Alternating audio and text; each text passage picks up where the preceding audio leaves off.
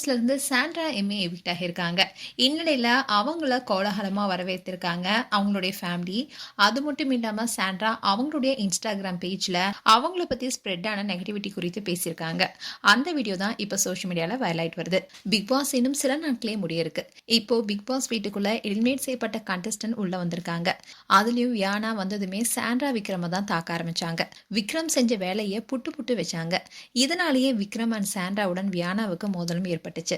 அது மட்டும் இல்லாம இந்த வாரம் கானா வினோத் பணப்பெட்டியுடன் பிக் பாஸ் வீட்ல இருந்து வெளியேறினாரு. கானா வினோத் தான் டைட்டில் வின் பண்ணுவார்னு எதிர்பார்க்கப்பட்ட நிலையில பணப்பெட்டியுடன் வெளியேறினது பலருக்குமே அதிர்ச்சி கொடுத்தது. அதோட கானா வினோத் வெளியேறினதுக்கு முக்கியமான காரணமே அரோரா தான் சொன்னாங்க.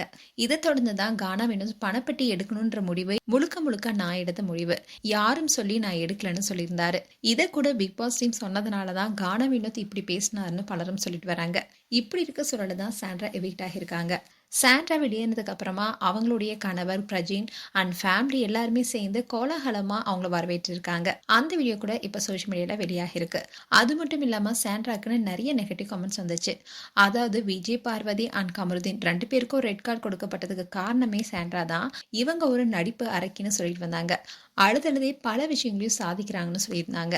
இதை தொடர்ந்துதான் சாண்ட்ரா அவங்களுடைய இன்ஸ்டாகிராம் பேஜில் சில ஸ்டோரிஸை ஷேர் பண்ணியிருக்காங்க. அந்த வகையில பிக் பாஸ் நிகழ்ச்சியில அரோரா அண்ட் விக்ரம் 2 பேருமே சாண்ட்ராவுக்கு வந்த பேனிக் அட்டாக் குறித்து பேசிட்டு இருக்காங்க.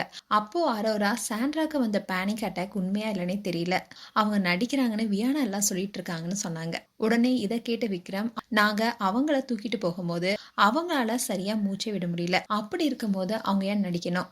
அதோட 2 குழந்தைக்கு தாயா இருக்கவங்க இப்படி நடிக்க வேண்டிய அவசியம் என்ன? இப்படி அவங்க நடிச்சிருப்பாங்கன்னு என்னால ஏத்துக்கொள்ளவே முடியல. ஆனா அவங்களுக்கு நடந்தது உண்மைன்னு சொன்னாரு. உடனே அரோரா, என்னால எது நம்புறது எதை நம்ப வேணானே தெரியலன்னு சொல்லியிருந்தாங்க. இந்த வீடியோவை சாண்ட்ரா அவங்களோட இன்ஸ்டாகிராம் பேஜ்ல ஷேர் பண்ணியிருந்தாங்க. அந்நடிகை அபிநயா பேசின வீடியோவை கூட ஷேர் பண்ணியிருக்காங்க. கார்ல நடந்தது கமருதீன் பார்வதி மேல தப்பே இல்லைன்ற மாதிரி அவங்க கான்வர்சேஷன்ல மக்களுக்கு கொண்டு வராங்க. யார் மேல இருக்கிற கான்ல? சாண்ட்ரா மேல இருக்கிற கான்ல. எக்ஸ்கியூஸ் மீ, என்ன ஒரு டீம்? ஓகே சாண்ட்ரா கெட்டவதாமா, நான் எதுவுமே சொல்ல, அவ கெட்டவதான், அவ ஒரு ஈவில் தான். ஆனா அவ மேல இருக்கிற கான்ல எப்படிமா இவங்க 2 பேர் பண்ண தப்ப இல்லைன்னு உங்களுக்கு பிரச்சனை இல்லையா? ஸோ இதன் மூலமா அவங்க பக்கம் இருக்கிற உண்மையை வெளிப்படுத்தியிருக்காங்க.